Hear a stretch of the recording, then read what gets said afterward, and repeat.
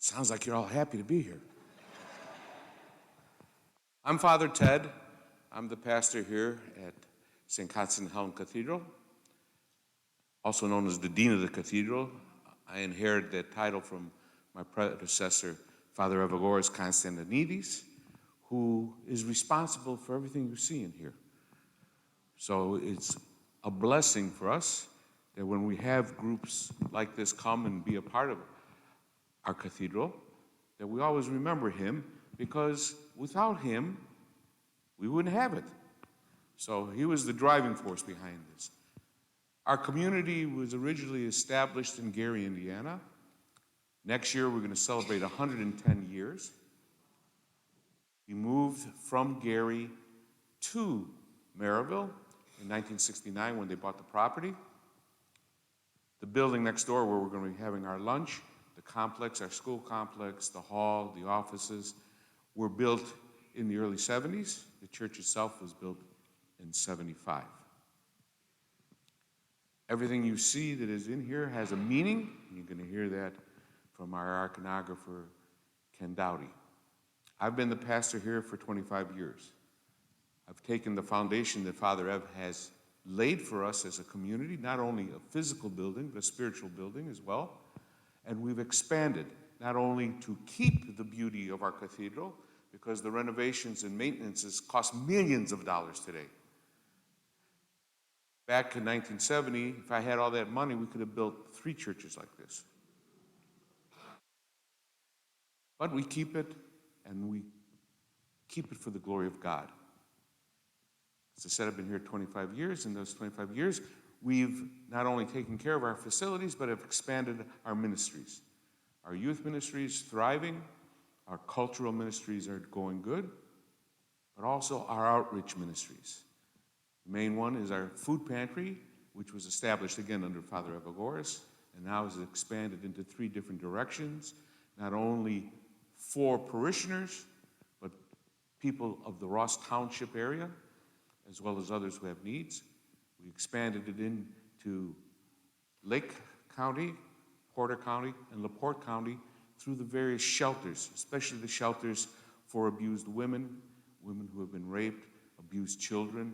We supply that, not only food, but also clothing and other household needs that have been needed. We have our Harvest for the Hungry, where we take care of the HEPA buildings that are next door, as well as the ones down the street in Merrillville. We also take care of various shelters during that time. So for Thanksgiving, we feed about 4,000 people. Christmas time, we have our youth who are very involved in our church. We have our Kids for Kids that started many years ago. The children wanted to give something back from themselves. So instead of having the money that they would pay for their Christmas gifts, they gave it to the church, and we started, again, taking care of shelters and through the schools, children who could not enjoy the Christmas spirit as much as we've been blessed here. I can go on and on and on. There's so many different things that we do here in our cathedral. So the beauty of our house allows us to have beauty within our hearts and souls so that we can do what the Lord said, go out and take care of the hungry, the needy, and those less fortunate than us. So we are blessed. So with that brief introduction, who's up next? And again, I thank you all. And just so you know, when you leave today, you will go out the doors here, straight down the hall. You don't have to go outside. We'll go straight down the hallway into the great hall, and that's where lunch will be served.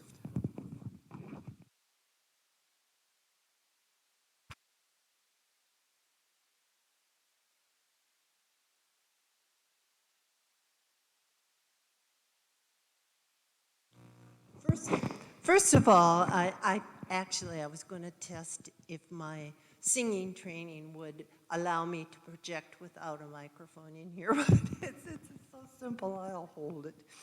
I have a little lost and found business to negotiate. Someone's phone, an Apple phone, was left by a Honda car out in the parking lot.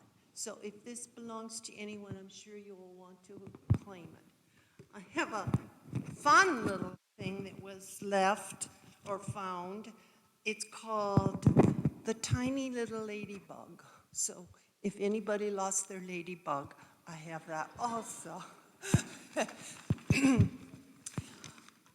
You may wonder why Linda Marin isn't up here, but I'm filling in for her today for a rather ironic reason.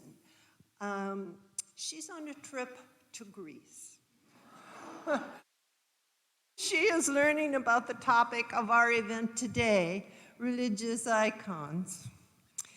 I'm glad that you members of NICAA who are here today in Merrillville at this lovely St. Constantine Cathedral have decided to get your education closer to home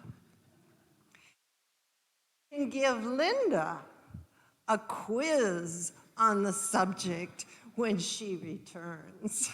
So get your questions, remember them. As program chair, I am so pleased by the large turnout today. We have 184 members out of our 306 memberships here today, which is more than 2/3 of our members, so thanks for coming. Would all the new members please stand? Just wait, we won't introduce, we're running a little, but look at these people and please, yes, give them a round of applause. Talk to them at the banquet, welcome them to our vibrant organization. Becky Sakropoulos, who is chair, please stand, who is chair of today's program, deserves a big round of applause for two things. For sharing her Greek heritage with us. She has planned the authentic Greek menu for our luncheon, and she has brought the original iconograph, oh, I had it, Dowdy, to join us for explaining the art. Thank you, Becky. Did you stand? Oh, okay, great. Kathy Martin, is Kathy here? Would you stand, Kathy? Who served as reservation chair for this event, also deserves a round of applause. Thank you for giving it. For her very efficient manner of arranging this event. It was great. Although every NICAA event has a wonderful team of workers who contribute, I'd like to also acknowledge Hospitality Chair Barbara Black-Eckert,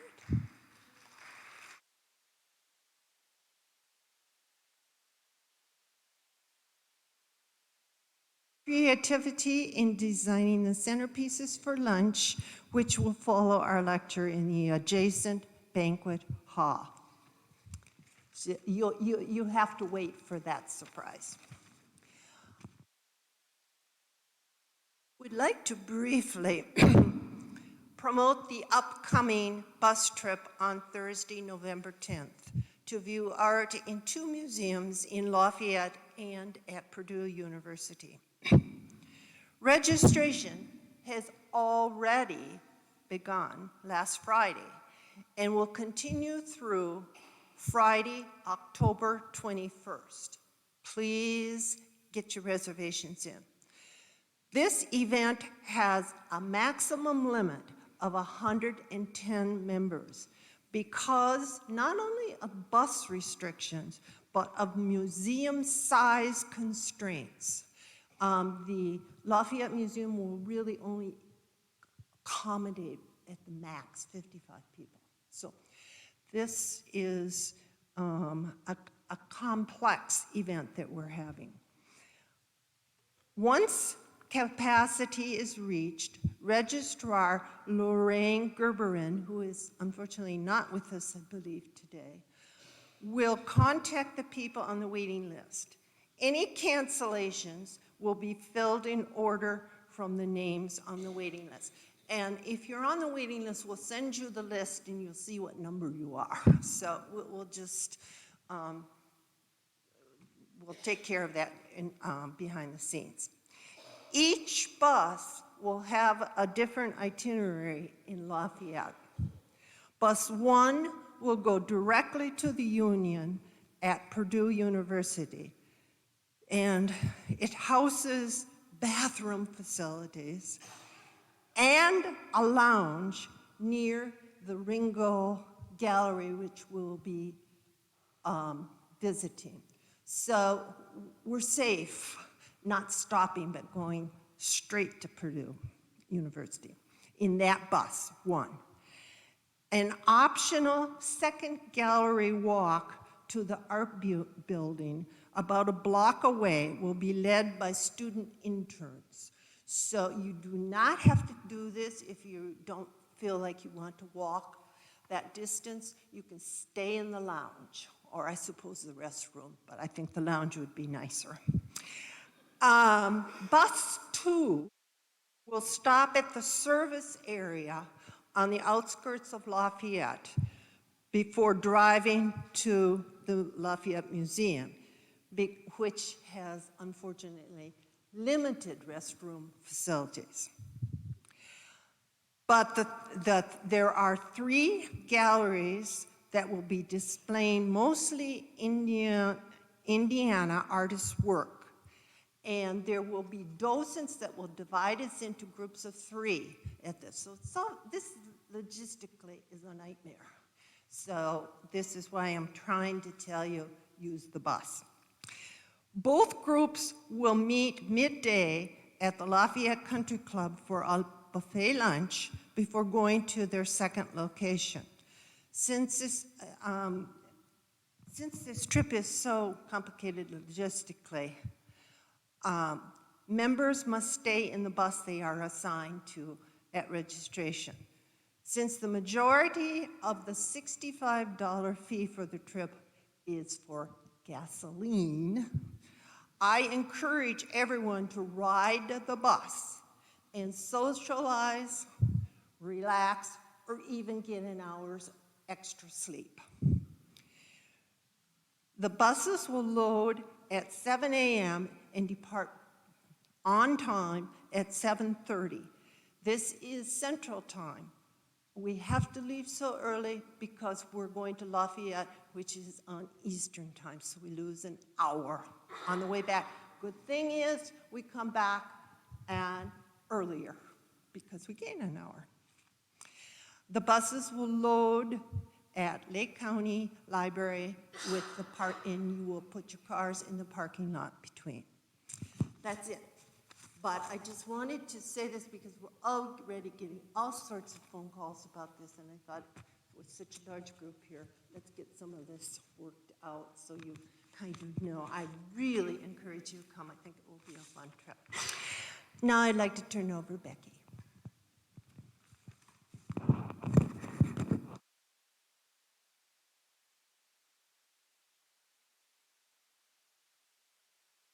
Good morning, everybody. It's nice to be here with all of you. Surrounded with beautiful women, but also surrounded by beautiful icons. And we're very lucky today to have Kenneth Dowdy here, an iconographer. He's internationally known. His work is in Montreal, in Greece, and other places abroad, but also locally in a Munster church, and also in Valparaiso at an Orthodox church, and of course here. So he will be talking to you about icons. I don't know whether this mic now, whether you can hear me okay? Okay, that's good. So I want to tell you a little bit about Mr. Dowdy before he speaks, before we take up all his time with talking. and that is that he did go to Gary School. He went to Lew Wallace High School, and some Lew Wallace people are here. I've met some of his classmates who are amongst you, so that's a good thing. He got a good beginning, and then he went to IU and got a BS degree and a master's degree in fine arts. He began as a school teacher in the elementary schools and then in the high school. And then he did marry a beautiful Greek girl, Marianne. So Marianne Terzis. Now, Marianne is not here to witness all of this and hear him speak because she's off on a journey in Greece. And I don't know, I think maybe Istanbul, who knows, because she is a world traveler. She enjoys traveling. So she's keeping in touch, I'm sure, through various means to encourage him to date. But I think you'll find a wonderful audience and not be worried. So after that, he did some work here in the church, which he will point out to you. It's really a cathedral. And I felt honored that we had Father Ted Poteras speak to us this morning and welcome us to this beautiful place. When we're through here with the discussion about icons, there's a side door, an exit door, that leads right across to the Hellenic Center where you will be going for the follow-up luncheon. So toward the end of that, I'll get back on and give you some more details about it. So at this time, I would like to introduce Mr. Kenneth Dowdy, our iconographer, and we're really pleased to have you here today.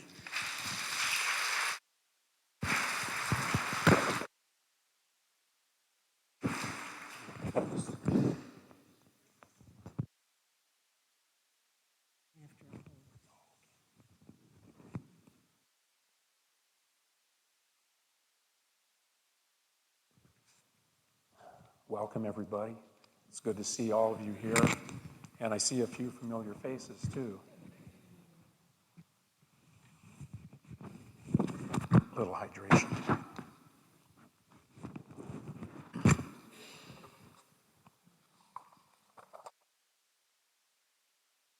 Of this church with my wife ever since we got married in 1968.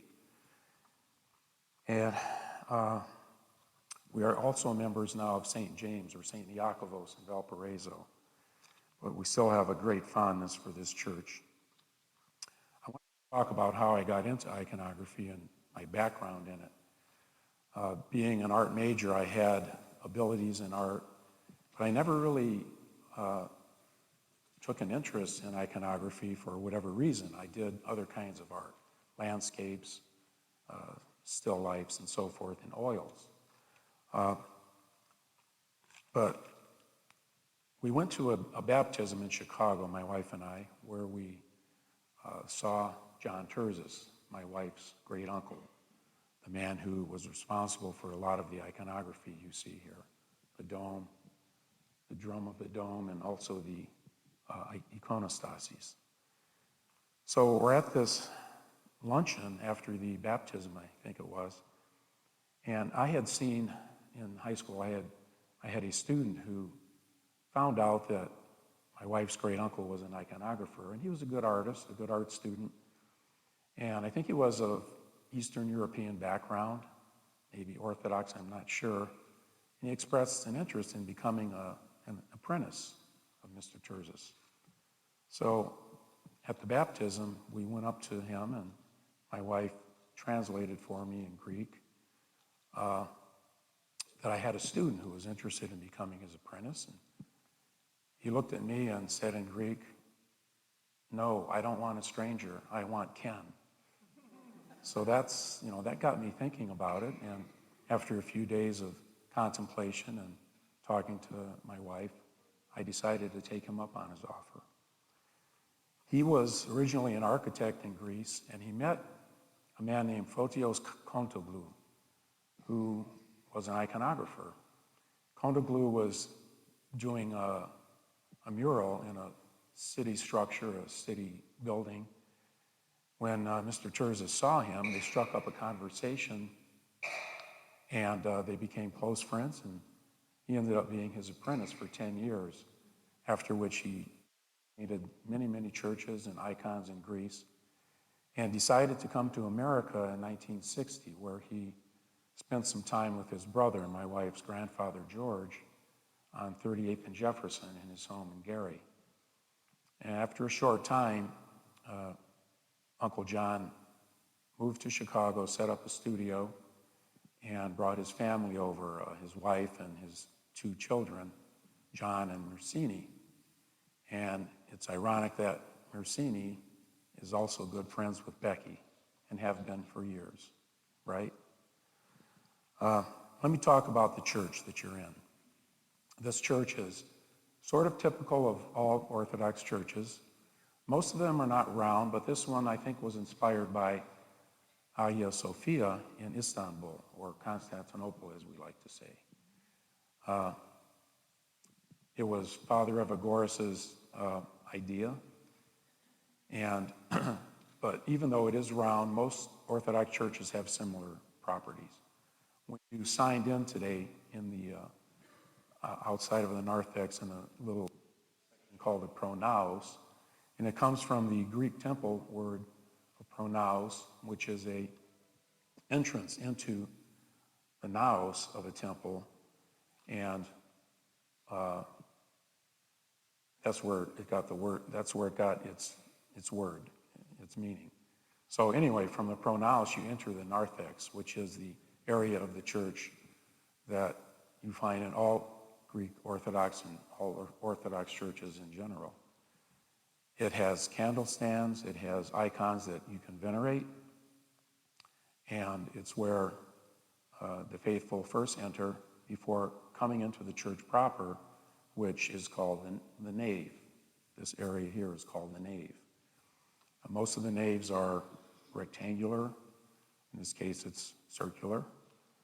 And as you look up here to where I'm standing on a raised structure called the soleus.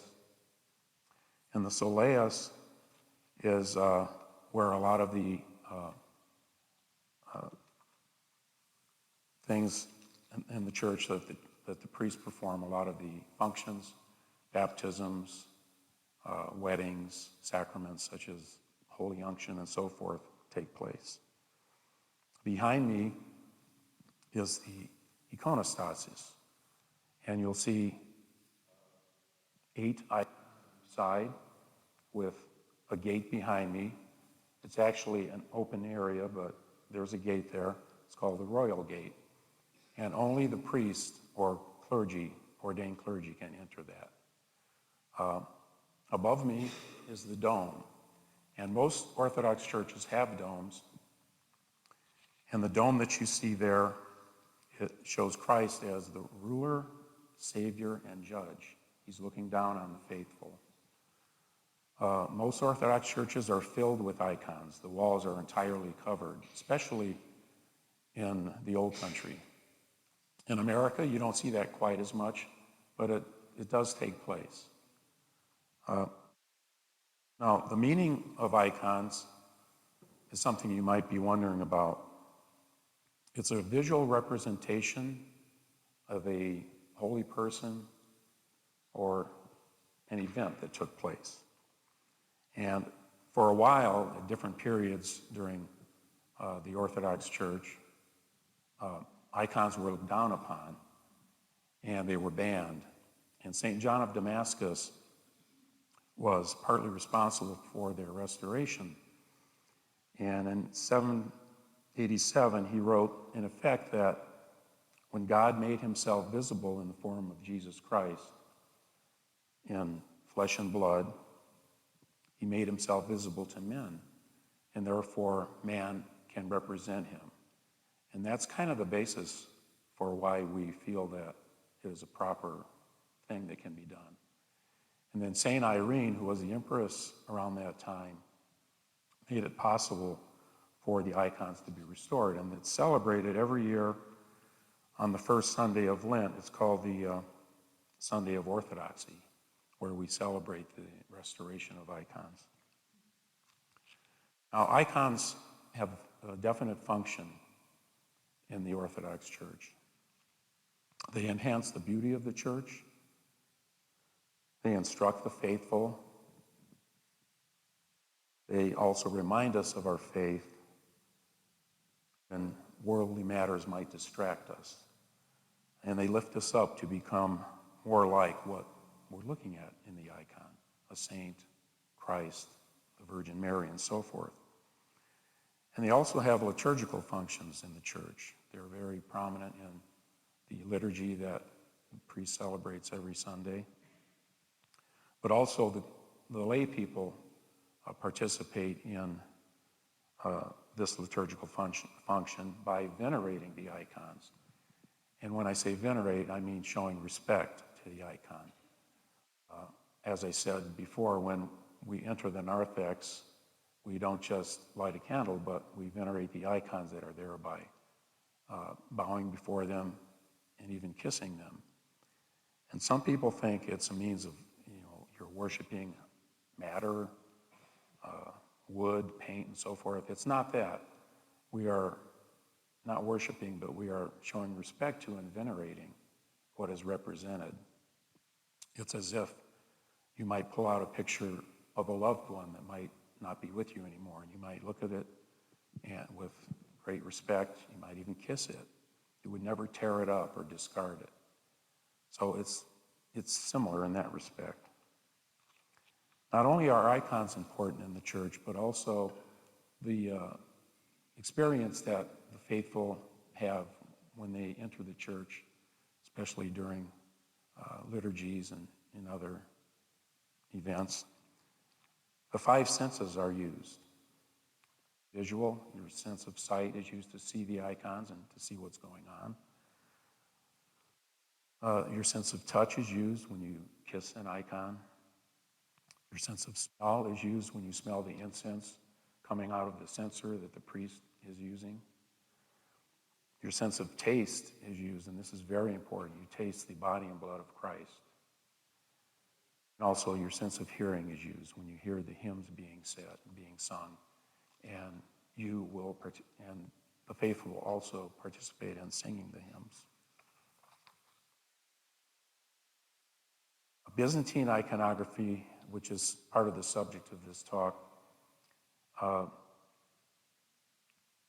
probably started when St. Constantine legalized Christianity in the Roman Empire at that time. That took place in 330 AD. And the empire fell in 1453 when Constantinople fell.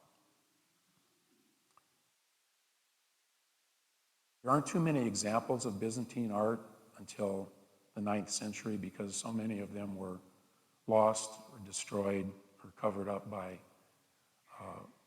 the iconoclasts, the people who did not want to use icons in the church. But as far as the style of Byzantine art that I use and Mr. Terzic used, it's basically Cretan. It comes from the island of Crete and spread after the independence of Greece in the early 1800s. And the style, the Cretan style, or for that matter, most Byzantine art and Orthodox art, has certain characteristics. One is you never see a saint or anyone represented in profile because you're looking at a person who is sanctified and you want to see the fullness of their sanctification is being shown to you. You'll often see elongated forms and shapes, limbs like arms, legs, fingers. You'll see closely repeated folds in garments, and as you see some of the icons in front of you, you will notice some of these characteristics. One characteristic is the absence of shadows. And the reason for that is icons are not meant to represent the world, the earthly world. They're supposed to convey a spiritual sense when looking upon them. Icons oftentimes have certain attributes, like St. Peter is always shown with a white beard. He's usually shown in garments of blue and gold or blue and yellow.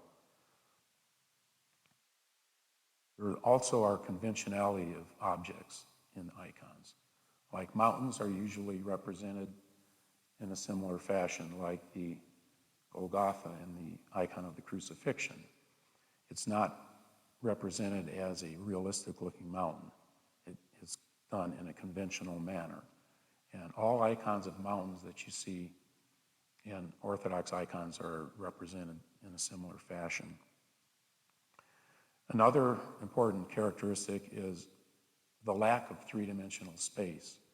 You won't see three-dimensional perspective as you would in the Renaissance or after that.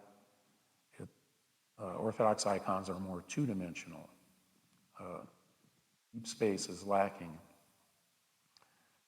And again, as I said, it's an indication of the fact that the iconographer is trying to express a spiritual realm instead of something realistic or something you would see in nature. As far as the materials go, the traditional materials used by iconographers, and some still use these today, are solid panels of wood, and they're covered with a ground or a coating. It's kind of like a gesso. Today's gesso is acrylic mostly, but back then they used alabaster or chalk and combined it with glue. Originally it would be something like rabbit skin glue, and this would be brushed over the surface of the wood and smoothed, and then more coats might be done until it became a very smooth surface. And then the paint used by iconographers back in the olden days was typically egg tempera, which is a mixture of egg yolk and pigments from the earth. And the egg yolk acted as a binder and gave a sheen to the icon when it was completed.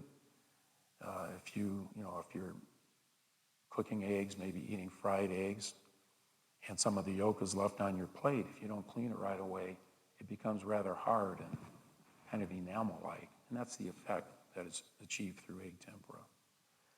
When the iconographers would paint on walls, directly on the church walls, on plastered walls, they might use egg tempera, or they might use the pigments with egg tempera over wet plaster, which is called fresco. And the paint would actually sort of sink into the wet plaster and become bonded with it. And so that's why a lot of these frescoes that you see that are really old, centuries old, still look fresh the way they did when they were painted. The modern iconographer uses modern materials like I do. I'll use acrylic paint or an acrylic-based paint. I'll use, if I do a panel icon, like a smaller panel, I would use either birch-covered plywood or birch-covered MDF, or I might just use MDF. It's a more recent material. It stands for multi-density fiberboard. And it's an industrial process that is made from wood, but other binders that are mixed in it, and they're formed and pressed to a very smooth, flat surface. And that's what I've been using recently. The icons might then be finished with something like a polyurethane coat to preserve the paint and to seal it, to give it a permanent seal. The walls, I've done murals in churches, like the one in this church, the wall that you will see behind you on the balcony, and other walls in churches in Munster and South Bend and Valparaiso that were done on canvas. And I'll do them in my studio for convenience, and then mount them on the walls at the church using special adhesives and so forth. And this not only makes it easier for the iconographer to prepare the icon in his studio, but if the church ever moved and wanted to remove the icons and reapply them in a new structure, it could be done.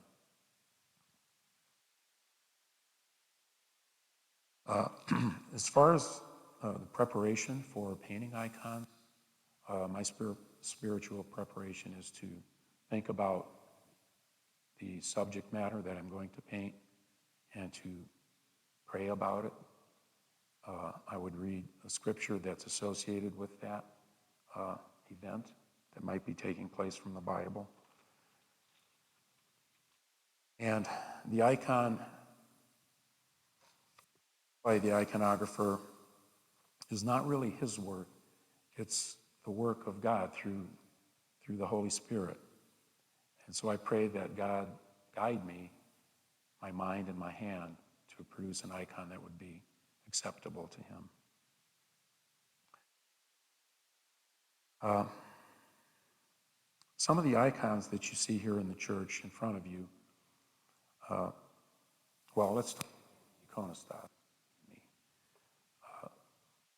To my right, this icon here is always there. It's of the Virgin Mary holding Christ. On this side of the royal gate would always be Christ, an icon of Christ. In this case, it's Christ, the giver of life.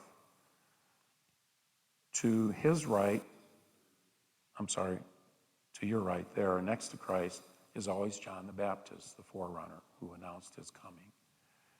The other two icons you see there, the one on the door next to John the Baptist is Gabriel, and that's one of the doors that can be entered, that can be used to enter the altar area by deacons or lay people. In the far right is Saint Nectarios, the patron saint of people who might have cancer or are sick. And he is a modern day saint. He was a 20th century saint. Next to the Virgin Mary, or the Theotokos, is always the patron saint of the church. In this case, Saints Constantine and Helen. Constantine was the Roman Empire who was the emperor of the Roman Empire who made it legal for Christians to practice their religion. And his mother, Helen, stands next to him. One next to that one is St. Michael, and he is covering another door that can be entered by the deacons or lay people. And the one on the far left, I believe, is St. Now, the icons of the ones like on the far end are optional. Some churches have more icons than what you see here. But those are optional. The priest usually is the one who might decide what icon should be placed there. But they're usually saints of the church. In many churches, you will see martyrs along the lower walls. You don't see any here, but they would be on the lower walls. Behind me is the Virgin enthroned, Theotokos, which means God bearer. She bore the Son of God. And in front of her, sitting on her lap, is Christ, her Son.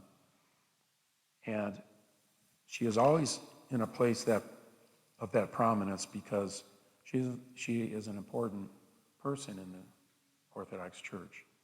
She is the link between heaven, represented by the dome, and the earth, which is represented by the floor in the church. She is the link. And the Platitera means wider than the heavens. And she's welcoming you when you walk into the church and see her with Christ on her lap. And it's only her womb that would be able to receive the Holy Spirit and give birth to the Son of God. That's why she is called wider than the heavens. In the small apses next to that one are the Nativity and an icon called Extreme Humility. I don't know if you can see it, but Christ is in a tomb, and it represents his humility because he came down to earth to humble himself, to be crucified and resurrected for the sake of man. And those are the oblation tables that are used by the priest to prepare the Holy Sacrament of communion, the Eucharist. The large icons you see on the left and right are very important feast day icons of the Crucifixion and Resurrection. In the Crucifixion, you see Christ on the cross, and he is accompanied by John and his mother, the centurion, and other women. And when he breathed his last breath, the earth shook and opened up. And you see under him, on the rock of Golgotha, you see it opening up there, and you'll see skulls, which represent the rock, or I think Golgotha is called the place of the skull. And on the right, and by the way, when you look at him, you don't see excruciating pain and suffering, although he did experience that. In Orthodox iconography, it's as if when he said, "It is finished," you see kind of a controlled passion. He is attached to he is nailed to the cross, but his head is down, and you don't see, as I said, any kind of human emotion at that time. And it's a very important thing that is common in representations of the crucifixion in the Orthodox Church. To your right, you'll see the resurrection. It's represented not by Christ emerging from the tomb, but by his descent into Hades, where he is redeeming man by pulling up from their tombs or from the grave Adam and Eve, who represent mankind. And he is surrounded by other righteous people, John the Baptist, Solomon, David, and others.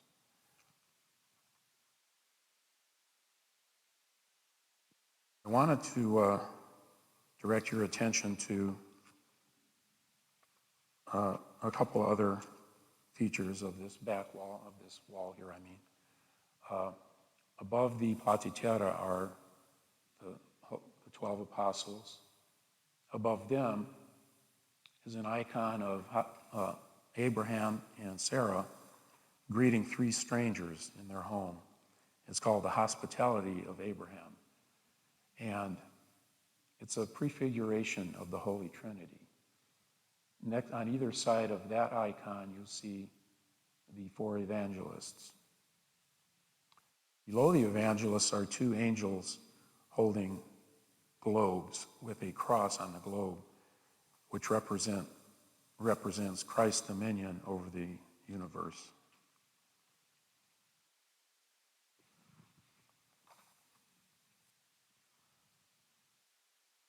The altar table that you see in the altar is very, very important. I believe our altar table, inside of it,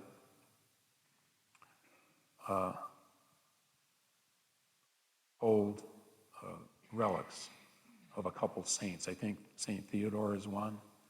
And because it's a consecrated altar, a lot of altars in the Orthodox Church will house relics of saints. On top of it are candelabras, other candles, the gospel, and a tabernacle. The altar table is supported by columns of Christ done in mosaic and the 4 evangelists.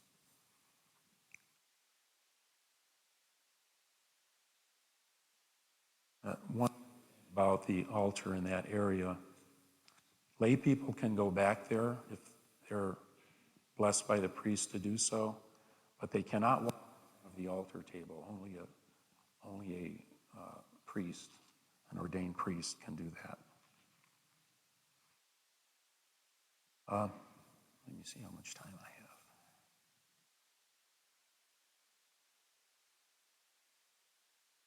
Okay, I'd like to direct your attention to the icons.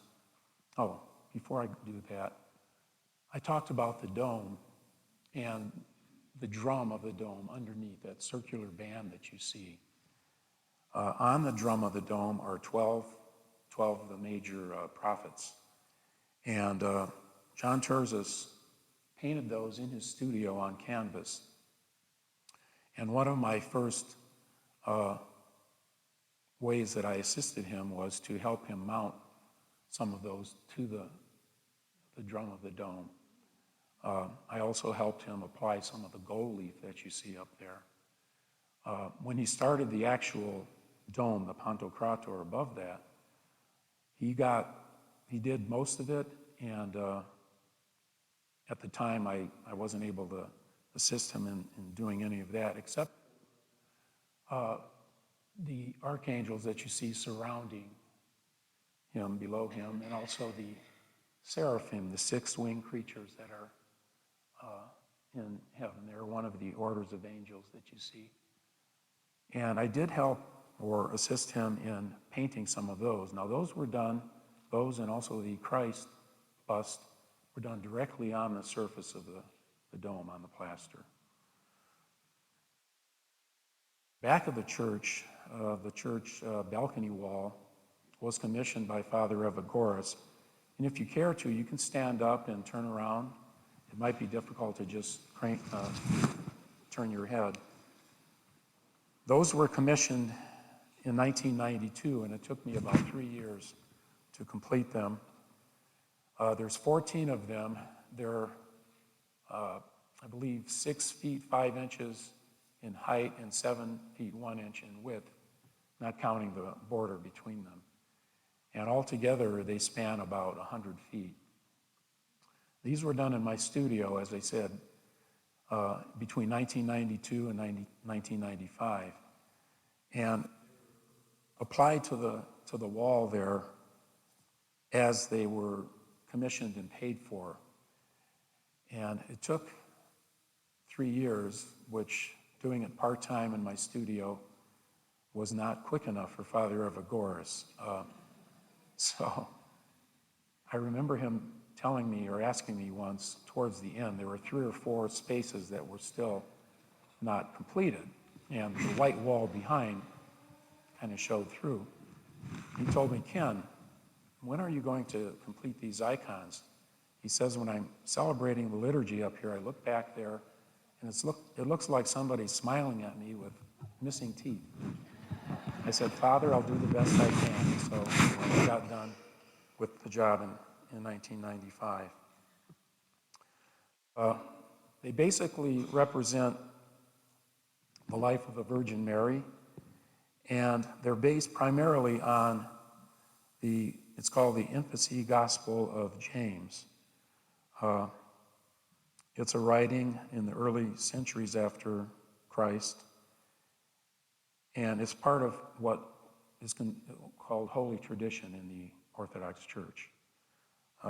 These scenes that you see are not actually in the New Testament, as it were, but they're based on this gospel that I mentioned. The series of these icons, Father Evagoras saw a series like this on the island of Cyprus, where he came from before moving to Canada and then to America. But there's also another fine example in Constantinople at the Church of Cora. And the ones that you see here are kind of based on those, because I had those examples to look at when I painted these icons. I was fortunate enough to see that in 2001. My wife and I, mostly my wife, organized a trip to Greece. It was a Greek cruise, and we spent time touring Athens and the Greek islands, but also we spent some time in Istanbul or Constantinople. And my wife and I and some other people did a private tour with a private guide to this church. You know, really, really fulfilling. It's a wonderful thing to be able to see. Anyway, the first one shows Joachim and Anna praying to have a child. And again, I don't want to cause you to stand up, but if you wish to, feel free. They were without a child for years, and they were an older couple. God finally granted them a child, and Anna's vow to God was that they would give their boy or girl, whatever gift was given to them, she would make sure that that child would serve the Lord in the temple or in some way. And the next icon shows the conception of the Theotokos. Joachim returned from the wilderness, and after their prayer to have a child, they met, and you see them embracing in that icon.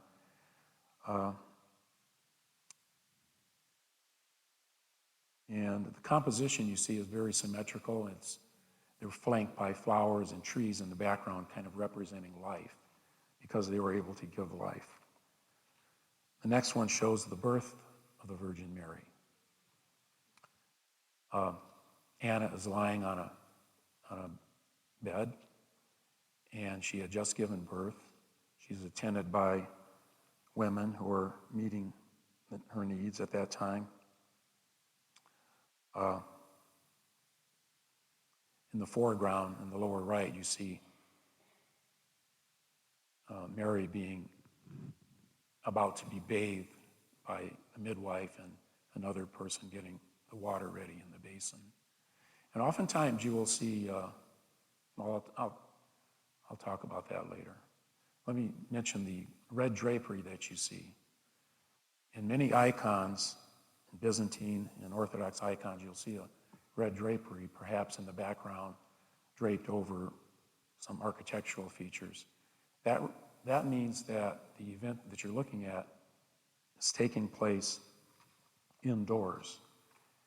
And the reason for that is the icon, it wouldn't be proper to show some event like that taking place in a space enclosed by a ceiling and four walls. So that's why it's done that way. God's power cannot be contained.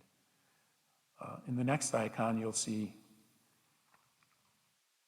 Joachim presenting Mary to priests.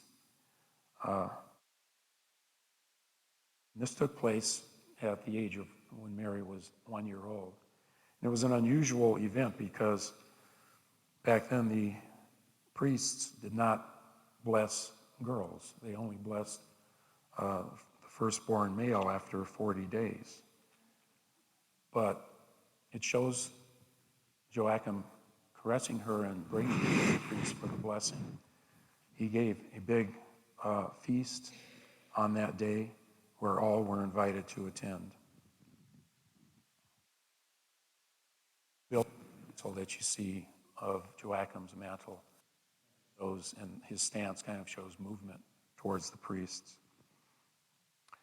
Next one shows the Virgin caressed by her parents. And some of these are out of place sequentially. Father Ev Vigoris wanted them done in this order, but I'll point that out to you. And in this one, she would have been a baby, but it's placed, it's placed after the other. Anyway, they're caressing their daughter, and they're seated on a bench of sorts with a footstool. And these features were painted in something that's called reverse perspective. The features of Byzantine iconography to show that this space you're looking at or the event that you're looking at is not worldly, but even though it happened in the world, it's supposed to convey a more spiritual aspect. The lines of the bench and the footstool don't recede away from you, they recede towards you. And you'll see that in other icons that you might have the opportunity to view.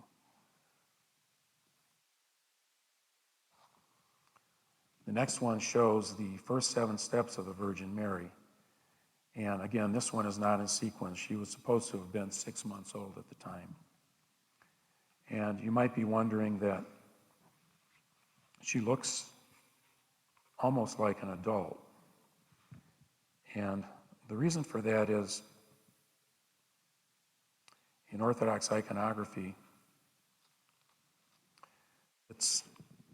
there is a term for it. It was called little man. And Christ as a baby or a child, the Virgin Mary, would be shown not as an actual baby, but they were shown as a little person who looked more grown up. And the idea behind it was that Jesus was perfectly formed and unchanged. And so that's why you will see them looking that way, because they, especially Christ, he was perfectly formed and unchanged, even though he was born as a child and raised as a boy. The same thing can be said for this icon. Anyway, she is walking for the first time, and the Virgin Mary vowed that after these first 7 steps, her feet wouldn't touch the ground again until she was taken to the temple in service of the Lord. An icon of that is going to be pointed out to you in a second here.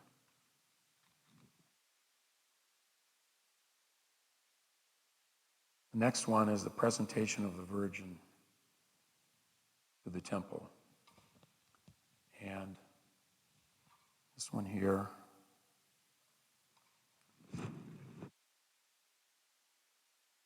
this is going to show up.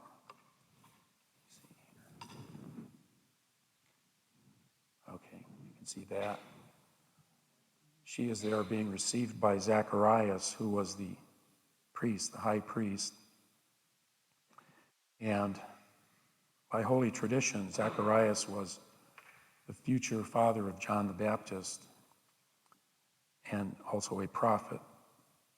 So Mary was taken to the temple at the age of 3, and she was accompanied by the virgins holding candles and urged on by her parents, Joachim and Anna. And she spent 9 years in the temple. The next icon you see is, again, out of sequence. Let me move over to this one. That is the Virgin Mary entrusted to Joseph. At the age of 12, Mary would soon be physically becoming a woman, and the priests in the temple said that it was time for her to leave. And so they called on the widowers in the area to come and bring their staffs, which would be placed on the altar table. You don't see them there, but you see them holding their staffs. And Zacharias would pray over them to receive a sign as to which one would be the one entrusted to Mary. It turned out to be Joseph. And the sign given to Zacharias was a dove landed on the top of his staff. And you can see him here receiving the Virgin Mary. And again, she is represented small there for composition's sake, but also to illustrate the difference in age and her relative youth. Now, going back to this one, it was after she left the temple, and it's the Virgin receiving the purple skein of wool. The Council of Priests wanted a veil or a curtain made for the Holy of Holies, and she was given this task. As you can see in this icon, she's receiving a skein of purple wool. She received purple and red, which are royal colors, indicating that she was a special person among the other virgins that were given other materials to weave into the veil for the temple. Now, I know we're getting late into the period of my speech, so let me just point out briefly the other icons. I won't talk about them, but the next one shows the Annunciation of Mary to Mary by Gabriel. And she is shown twice in this icon, which is kind of unusual. I can talk about it later if there's time. The next one shows the visitation of Mary to Elizabeth. And I had to repaint this one because Father Evagoras wanted the babies in the womb to be represented on the outside so they're visible. So you see John the Baptist on the right bowing to Christ. Next one shows the journey to Bethlehem.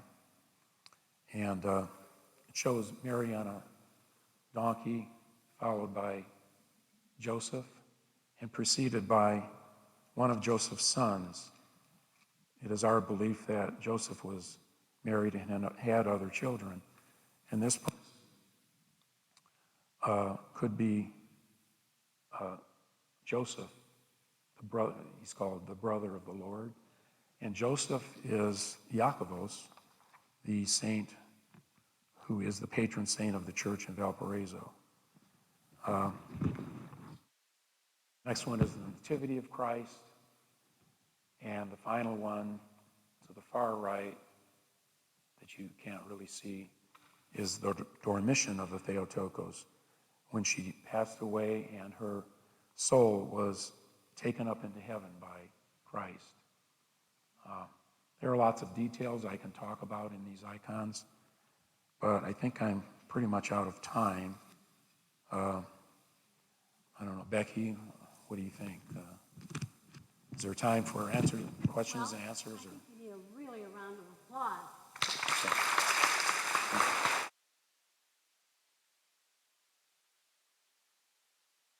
Thank you.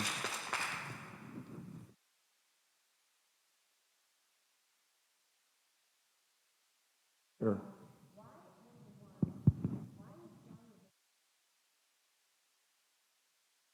Okay, good question. The first time I saw that, I wondered too, but what it is what it's about is, in the Bible, the word agelos in Greek means a messenger, or typically an angelic messenger. And since he announced the coming of the Messiah, it's symbolic that he has wings in this icon because he was a messenger. You don't see that in all the icons of St. John the Baptist, but you do see it in some. Sure.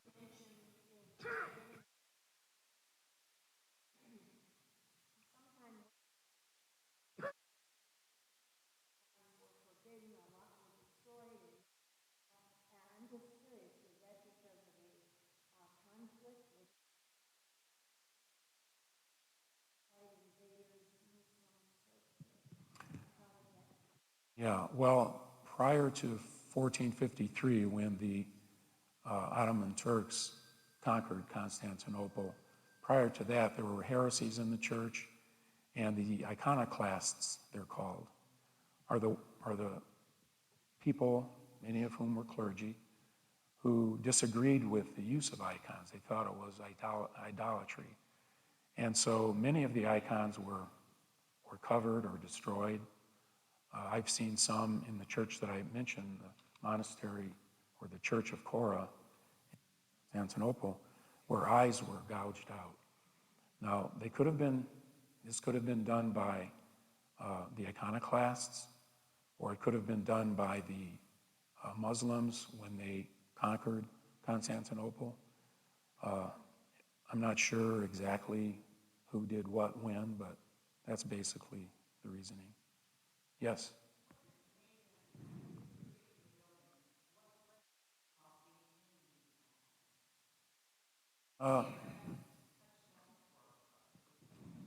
We had some leaks in the dome quite a few years ago, and something dripped out of the ceiling and damaged a few of the balcony wall icons, and I had to come and clean that up and touch up some of those icons. But the mosaics that you see here and in the back and on that side are pretty durable.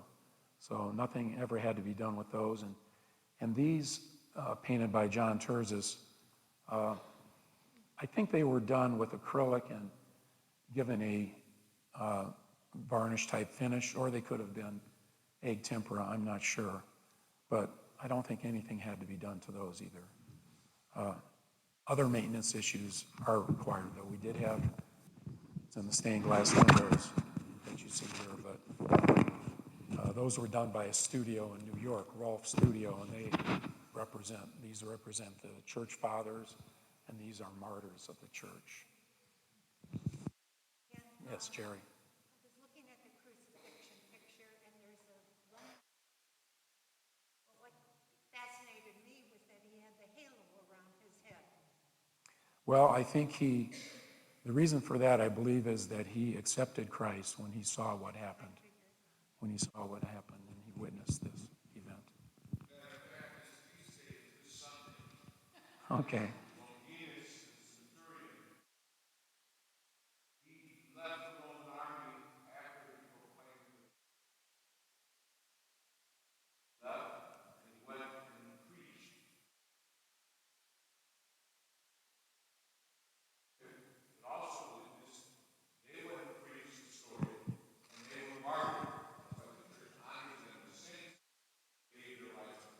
Thank you, Father.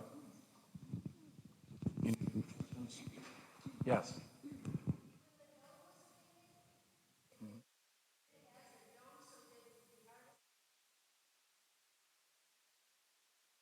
Probably some of the time. When I went up there, the scaffolding that was used for the drum of the dome was pretty much one tower of scaffolding with wood planks up on top.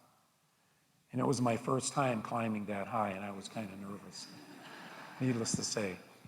But when he painted the dome, the scaffolding pretty much filled this space, and he had different levels of scaffolding on which he stood that were nothing more than 2 by 12 planks put close together. And when I went up to help him that day, the first day, it was very kind of frightening because the boards, flexed and made lots of noise and so forth. But then he had the central part of it where it went up higher. He had that built up even higher. And that part I didn't see him do, but he did probably have to either crane his neck way back or lay down. I painted a dome in South Bend in the late 80s, and I requested that the floor of the scaffolding be a solid surface, which they were able to do. They had 4 huge square columns of wood, I think, on the 4 corners, and they built this wooden circular structure that had a solid plywood floor, and they cranked it up using chain falls or whatever until it got up to the surface that I needed. Then on top of that, it had a hatch in the middle of it, so that could be opened, and I had a nice ladder that went up to the hatch. And once I got up there, I had smaller scaffolding that reached higher up to the surface of the dome. That took me most of the summer. Yes.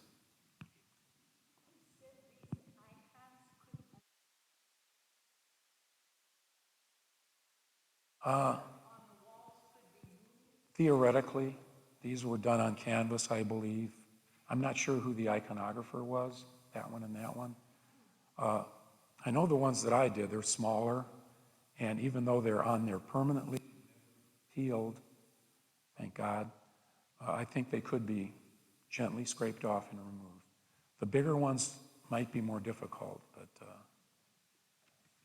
mosaics, no. I don't think so. Those were glued on somehow with probably a really strong adhesive, and they were done in squares, like foot squares. The artist Bob Andrews from sure, go ahead. We're just going through a process now. Behind the altar here, we have a chapel, and that serves for our daily services, small baptisms, small weddings, funerals, things like that. Problem is, when it's done on canvas, through the years, the glue, whatever they use to affix behind it, loosens up with the humidity, loosens up with the sunlight, things like that. So some of the icons are some come unglued from the wall because of all that. And Ken came and inspected them and said, this is what we got to do. And we're in the process of re-gluing them to the walls. But to take them off, and again, we've had done this in other parishes, would be seaming them, just like you do wallpaper on canvas, be able to pull them down that way. Okay. And a lot of the mosaics, because there have been other churches that have moved in things, these would be difficult because they were done in small pieces. But usually you cut out the plaster with it on it and take it like that. So if we left here and we took the wall with us, it'd be a big open space. Interesting. Okay, any other questions? Is there a last question that anybody has?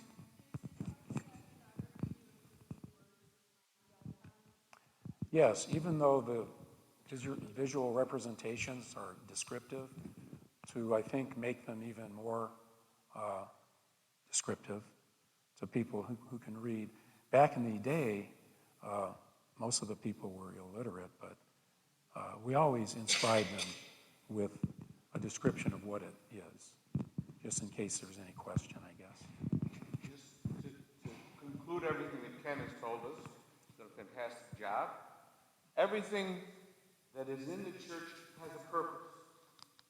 The time you walk in, as he said, the building's divided into three parts. The narthex, the nave, the altar. If you notice, there's a flow to the church. We come in, we light our candles, we leave our worldly thoughts behind, we come in. And one thing you'll notice, this is a modern Orthodox church. How do you know it's a modern Orthodox church? There's pews in it. Traditionally in Orthodoxy, you either stand or kneel. So for a 3-hour service, you'd be standing. That's a commitment. So what happened, the reason why we put pews in, because everybody came and saw the Catholic churches, Protestant churches, says, oh, we got to put pews in our church. Now you have the priest saying, stand up, sit down, because we don't know when to stand and when to sit. Yeah. So we had that. But you see the flow as it comes in, we're here. And told us about the solea. This is where we have the entrances out of the doors. When the clergy come out with the altar boys, on the left gate there, where Michael is, Michael represents us leaving paradise. And we come here, we do the procession. And then when we go in the right door with Gabriel, because Gabriel brought us the message of salvation in Christ. Notice the flow. It goes, as he said, to the altar. You look at the altar, you see Christ, the four evangelists, the tabernacle, which holds the consecrated body and blood of Christ. Behind that, the crucifix of Christ. Again, Christ is victorious. I mentioned that. He's not the Corpus Christi hanging in pain and death. He is triumphant. That's why you always sometimes you'll see above the inscription in Greek, Isus Christos Basilev Iudeo. Jesus of Nazareth, King of the Jews. Catholic tradition, with the Latin, the B would be an R, stand for Rex. You see, up on that one, there's a different inscription. Basileus Isos, the King of glory. This is our King as he gave himself. His arms are out, calling us on to him. Not painful, not painful. The cross does not support Christ. Christ supports the cross. The Virgin Mary, as Ken told us, the Platicera, she's the bridge between heaven and earth. Going to the altar, our prayers to the Lord, to the Virgin Mary, all the way up to heaven, represented by God Almighty, Christ, in heaven. And in hand, you see him blessing us in the book with all our names. Prayers going up, coming down. Why do the Orthodox have a dome? Not a steeple? Steeple, we're trying to reach up to God. We can't do it on our own. God came down to us and embraced us and took us in. You see, everything has a moment. He mentioned about the icons, the iconostasi. Tells a story. Virgin Mary, closest woman to Christ. John the Baptist, closest John the Baptist, I heard a question about the wings, and told us again how he was a messenger. He also has the staff with the cross on it. Is a messenger. John the Baptist, there's a tradition in the Orthodox Church. John the Baptist and all the monks and nuns who have given their lives to Christ take the last order of angels. The order of angels that Lucifer lost when he was kicked out of heaven. Now John the Baptist and the monks and nuns take that place. That's why he has angel wings as well. Because their job is to continue to pray for the well-being and salvation of the world.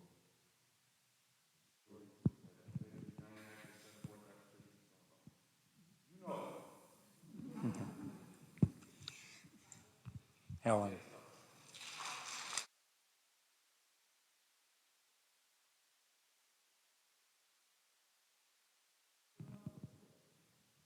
Extreme humility. I mentioned that. Extreme humility. It shows us again how Christ was put in the true presence. He came into the world to give his life for us. And that's we see the physical aspect of it. Now, can I mention also the resurrection after here? This is a continuation. When Christ was in the tomb, he did not stop. He did not rest. He descended to Hades, and he preached the word to those who had come before him. I hear this all the time from people who are questioning the Christian faith. Why did Christ come in the beginning of time? Immediately after the fall. Well, he gives time and time. But at this point, he came and he saved those people as well. You read it in Scripture how after the resurrection of Christ, many of the holy people from old were seen in the streets of Jerusalem. And said, visiting Adam and Eve up from the tombs, giving them eternal life. The gates of Hades have been defeated through the power of the cross. When we have it there. All the little chains and things in the bottom of that represent how the hinges that held us down and the chains and things are shattered. And all the saints in the Old Testament, John the Baptist, Solomon, David, and the rest are there. All very cool and are part of it.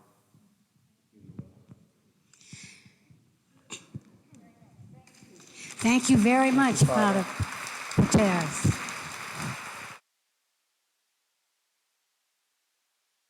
Thank you very much, Kenneth Dowdy, our iconographer today. You're welcome. Wonderful. I enjoyed it. Thank you very much.